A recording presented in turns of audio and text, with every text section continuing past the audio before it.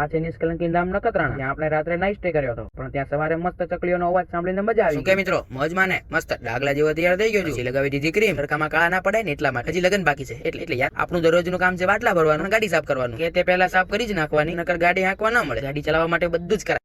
શું મસ્ત છે સબ બહારનો નજારો.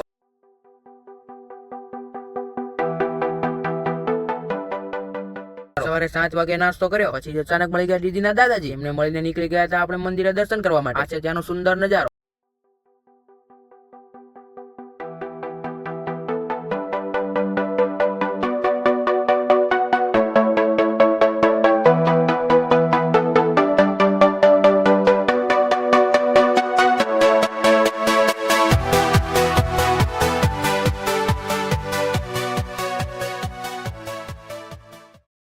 ગામડાનું વાતાવરણ જોરદાર. દર્શન કરીને પછી નીકળી ગયા હતા આપણે પિતૃદેવોને. આ છે ત્યાંનો નજારો. ત્યાં પગે લાગીને પછી આપણે પાછા આક્ષીની સ્પેશિયલ દાબેલી ખાઈ લીધી. પછી નીકળી ગયા હતા આપણે પાછા સુરત જવા માટે. રાત્રે 1 વાગે સુરત પહોંચ્યા અને ગાડી ભૂત જેવી દેખાય છે. મળીએ આપણે આવતા વ્લોગમાં.